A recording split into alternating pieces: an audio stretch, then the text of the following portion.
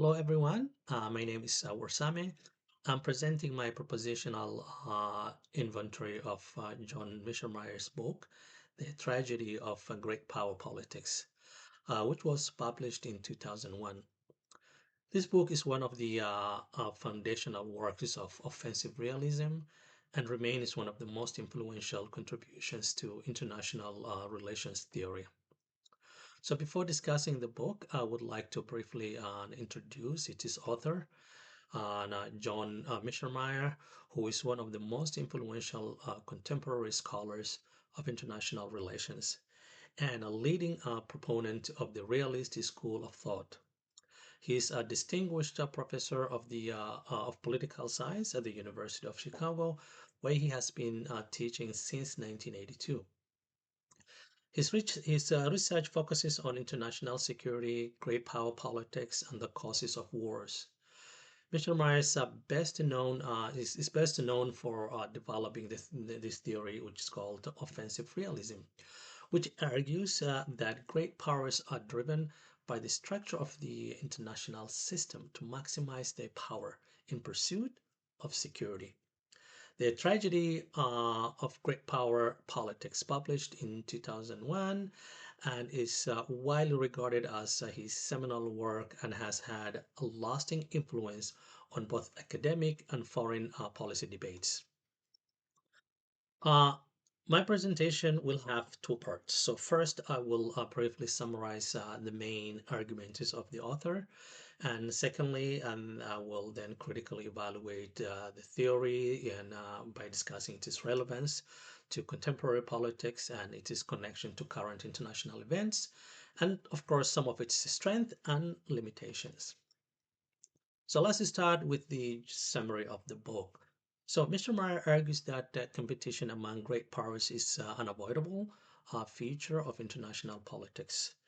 According to offensive realism, conflict is not primarily caused by aggressive leaders or ideological differences. Instead, it emerges from the structure of the international system itself. So he built his argument on five assumptions. First, the international system is anarchic, meaning that there is no higher authority above states. Secondly, great powers possess offensive military capabilities. Third, states can never completely be certain about the intention of other states. Fourth, survival is the primary objective of every state. Lastly, states are rational actors that seek to maximize their chances of survival. So he builds on his argument on these five interconnected assumptions. So when these assumptions are combined, Mishomari argues that states naturally seek to maximize their relative power because power provides security. As a result, great powers continuously compete even when they have no immediate desire to war. So one of his central propositions is that every great power seeks regional hegemony. Since global hegemony is particularly impossible because there are oceans which limit military projection from one continent to another continent, states instead attempt to dominate their own regions while preventing other states from other regions achieving similar dominance in their regions. So Mishimura also argues that the distribution of power shapes and the likelihood of conflict. For example, multipolar systems containing a potential hegemon are especially dangerous because uncertainty and competition become more intense. Finally, he explains that states typically respond through strategies such as balancing, backpassing, and when possible, territorial expansion. So throughout the book, he illustrates these propositions using historical cases, including Napoleonic France, Imperial Germany, Nazi Germany, Imperial Japan, the Soviet Union, and the United States. So overall, his conclusion is that great power competition is an enduring feature of international politics rather than an exception. Let's try to see his arguments through other on literatures and what others think about it. So one of the greatest strengths of Mishramari's work is that it is theoretical coherence. For example, each proposition follows logically from the five assumptions introduced at the beginning of the book because the theory relies on only a small number of assumptions, just five assumptions, and it provides a streamlined explanation for a remarkably broad range of historical cases. So another major strength is that extensive historical evidence. For example, rather than relying primarily on statistical analysis, Mishramar examines centuries of international politics, showing repeated patterns of balancing, alliance formation, and competition among great powers. This comparative historical approach makes his theory persuasive because similar behaviors appear across different political systems and historical periods. However, the historical evidence also reveals one important limitations. Many of the cases selected in the book strongly support offensive realism because they involve expansionist or revisionist powers, such as Napoleonic France, Nazi Germany, and Imperial Japan. So he pays less attention to powerful states that exercise restraint despite having opportunities to expand. For example, post-war Germany, post-war Japan, and the European Union integration, which suggests that domestic political institutions, international norms, and economic interdependence may sometimes constrain state behavior more than offensive realism predicts. So this criticism has been developed by liberal institutionalists such as John Eckenberg, one of the world's leading scholars of the liberal international order, who argues that institutions can promote cooperation and create incentives that reduce the likelihood of conflict.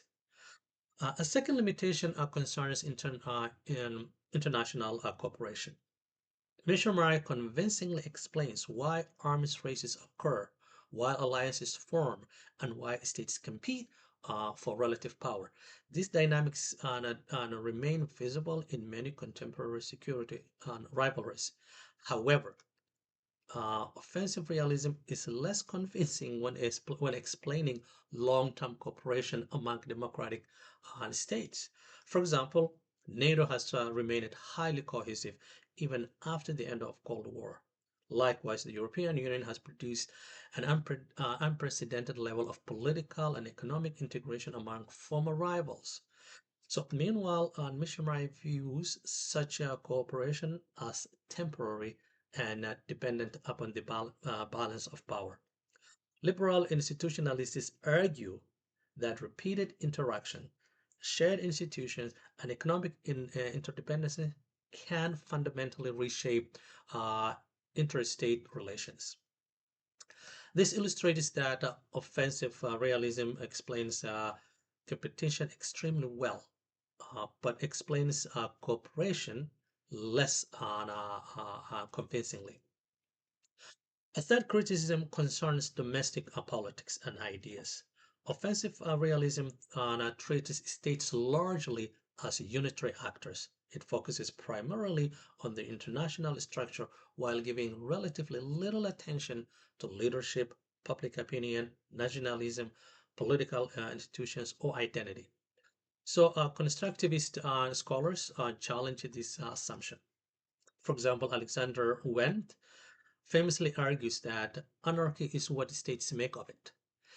In other words, anarchy itself it does not automatically produce competition. Rather, uh, the meanings states assign to one another and the norms governing their interactions influence whether they perceive each other as enemies or partners. So this perspective suggests that identities and ideas also shape international politics, something offensive realism only partially acknowledges. So defensive realists offer another important critique. For example, and Kenneth Waltz argues that states generally seek enough power to ensure their security rather than unlimited power. Excessive power accumulation often provokes balancing coalition that reduce rather than enhance a state's security. These competing theories demonstrate that offensive realism provides an important structural explanation, but not necessarily a complete explanation of international politics. So let's move now to this the relevance of this theory. I mean, offensive realism in the book or the author's arguments in the contemporary politics. So, despite this criticism, though, Mishra's work remains remarkably relevant today, unfortunately. Perhaps the clearest example is the strategic rivalry between the United States and China.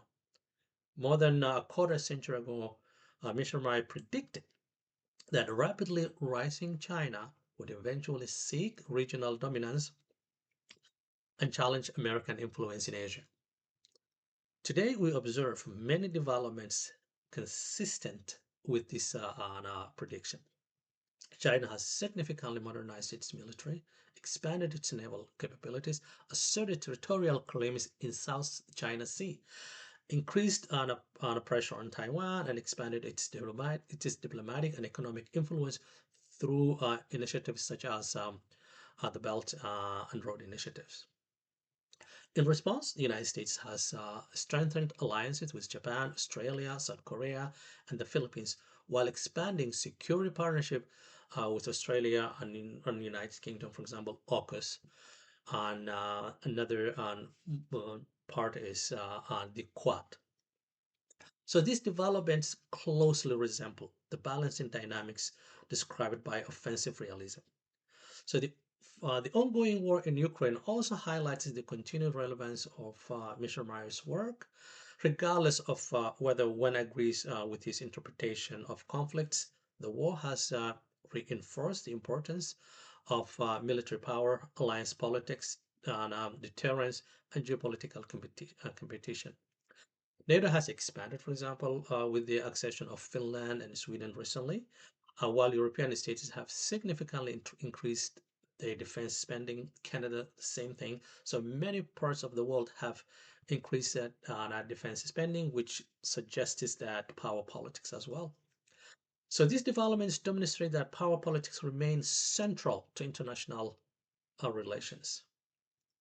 Another example is the war in the Middle East. The attacks on Iran, the closure of the Strait of Hormuz is another example of power politics.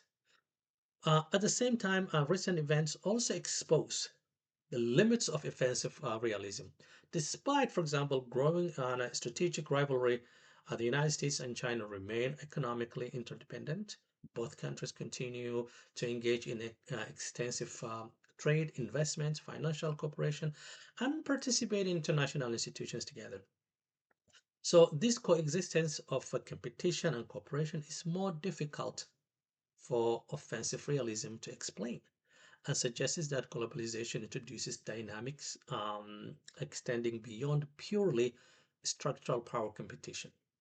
So, similarly, transnational challenges such as climate change, pandemics, cybersecurity, and artificial intelligence require cooperation among rival states. These issues cannot be fully understood through military power alone. So, in conclusion, the tragedy of great power politics remains one of the most influential books in international relations. Its greatest strength lies in providing a coherent structural explanation for why great powers compete and why international politics remain characterized by insecurity and rivalry. Although offensive realism underestimates the roles of institutions, domestic politics, identity, and economic interdependence, its central insights continue to shape both academic debates and policy discussions.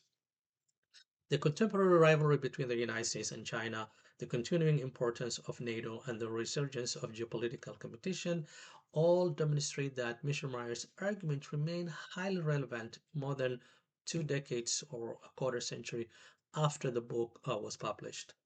For these reasons, I believe offensive realism should not be viewed only as should not be viewed as complete explanation of international politics, but rather as one of the most powerful frameworks for understanding great power behavior and in an increasingly competitive international system. So before I conclude, I wanna take a quote from the book, which the author says, offensive realism is mainly a descriptive theory. It explains how great powers have behaved in the past and how they are likely to behave in the future, but also a prescriptive theory.